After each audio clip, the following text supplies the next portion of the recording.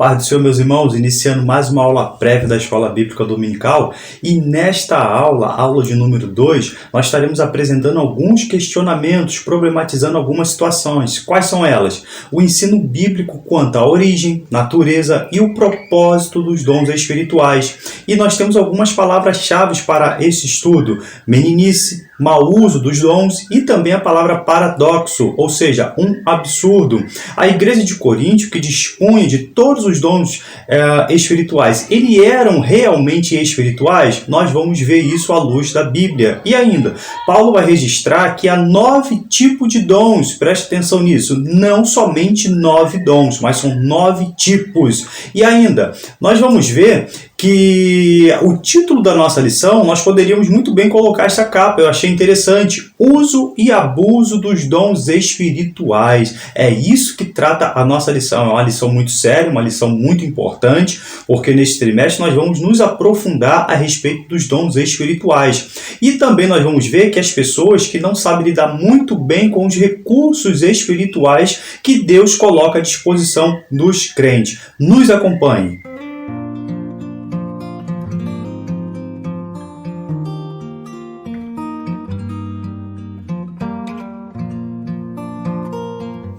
E eu já inicio com esta figura. Vejam só, esta figura mais para frente nós estaremos apresentando quando o crente se coloca nessa situação, o supercrente. Então, nós temos uma postura bíblica para responder a respeito de alguns questionamentos a respeito da utilização dos dons espirituais. A leitura bíblica em classe, para que você participe do nosso estudo, se encontra em 1 Coríntios, capítulo 12, e também faremos uso de 2 versículos do capítulo 13. O textual diz assim: assim também vós, como desejais dons espirituais, destaca essa palavra espirituais, procurai sobejar neles para a edificação da igreja. Destaque também a palavra igreja. Observe que o apóstolo Paulo, ele coloca e faz uso da palavra grega pneuma. E quando nós descobrimos esta palavra, nós sabemos que é uma das palavras utilizadas para o Espírito Santo, que quer dizer sopro, golpe de vento. E também eu quero destacar a palavra igreja, uma palavra bastante conhecida, eclesia, chamado para fora, uma congregação religiosa e também uma assembleia. A verdade prática: os dons são recursos concedidos por Deus para fortalecer e edificar a igreja espiritualmente. Então, já nessa verdade prática, nós temos aqui o assunto e a resposta e conclusão de toda a nossa lição. Começamos, por exemplo, para tirar algumas dúvidas a respeito do batismo no Espírito Santo. Está aqui um card, que eu apresento esta aula que nós vimos no trimestre passado. Nós já apresentamos que é uma continuação do trimestre passado. Quando nós tratamos a respeito do batismo no Espírito Santo, há uma confusão de ideias sobre sua natureza, a forma de receber e, mais ainda, quanto à sua finalidade e também o seu propósito. O que estava acontecendo na igreja aos Coríntios? Os coríntios, irmãos, eles haviam perdido seu senso de valores em relação aos vários dons do Espírito. Eles começaram a considerar mais as manifestações de êxtase como sendo os melhores dons espirituais e tiveram a tendência de minimizar os outros ministérios do Espírito. Aí o apóstolo Paulo, ele vai escrever justamente a partir do capítulo 12, dando respostas e instruções para aquela igreja. No capítulo 12, Paulo declara 2 verdades simples. Em primeiro lugar, todos os dons vêm do mesmo Espírito Santo e não podem se opor uns aos outros. Depois, o apóstolo ele dá exemplos da importância de todos os dons, comparando-os aos membros da igreja, a estrutura do corpo humano. Propósito, já que o título da nossa lição, ele inicia com esta palavra, o propósito, está aí no quadro algumas palavras que são sinônimos: plano, o intuito, qual a finalidade, intenção, alvo, aplicação, desígnio, destinação, destino, efeito.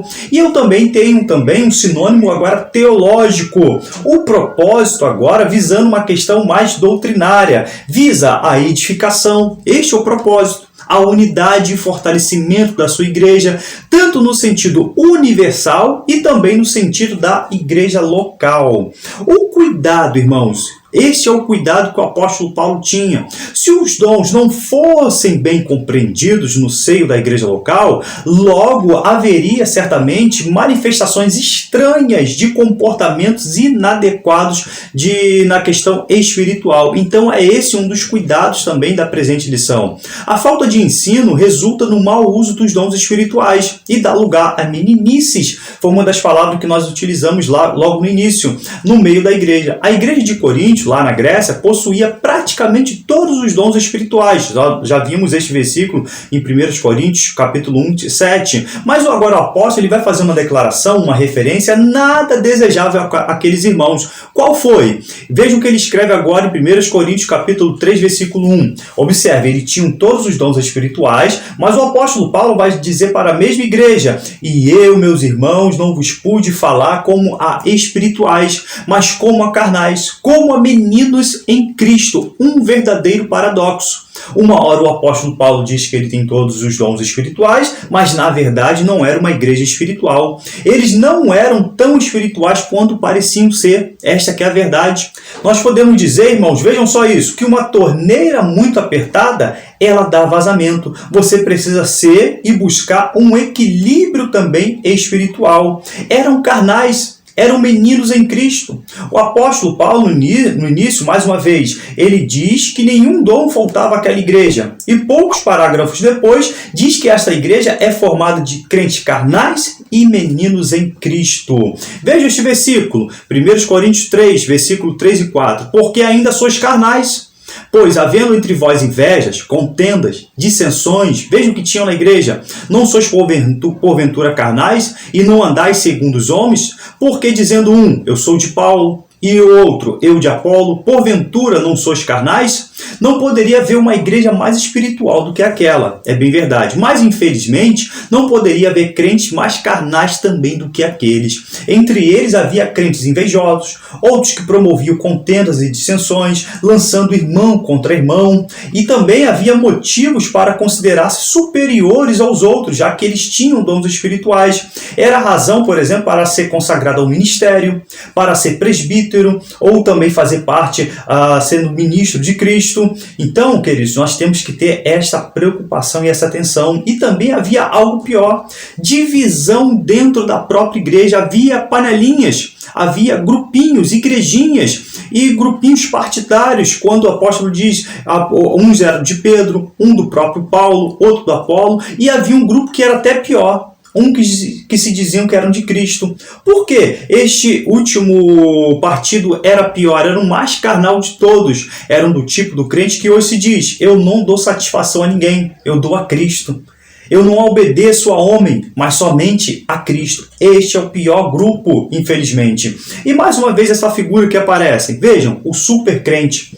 Algumas características. Cegueira espiritual, venda nos olhos, orgulho e soberba, veja o peito estufado, o peito inflado, postura demonstrando exaltação, nada disso. Influência maligna. Vejam também a importância do dom de discernir os espíritos, esse S em forma de serpente. E ainda, inversão da Bíblia. Vejam só como essa figura representa muito bem. Leia a Bíblia de forma ao contrário, de cabeça para baixo. Então, nós temos que ter uma postura simples, assim como Cristo também agiu e também nos deixou esse ensinamento. Há diversidade de dons, irmãos. Se não fossem os dons espirituais, a igreja seria apenas uma instituição meramente humana, uma associação religiosa sem fins econômicos, por exigência legal. Assim, Deus capacitou a igreja com características e recursos que transcendem a esfera humana.